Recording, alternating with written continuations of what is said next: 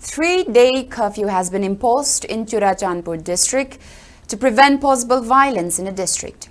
An order issued by District Magistrate of Churachandpur, Dharan Kumar, imposed prohibitory orders under Section 163 of the Bharatiya Nagarik Suraksha Samhiti in the district. It further maintained that the Superintendent of Police has reported there is a serious apprehension of breach of law and order situation in the entire town, which will be detrimental to public peace and tranquility.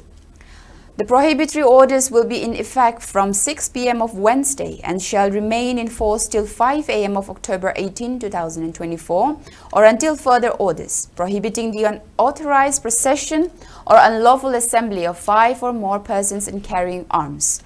Even though the curfew was exempted for essential services, the streets and roads saw less movement of people and vehicles, with shops and commercial establishments remain shut.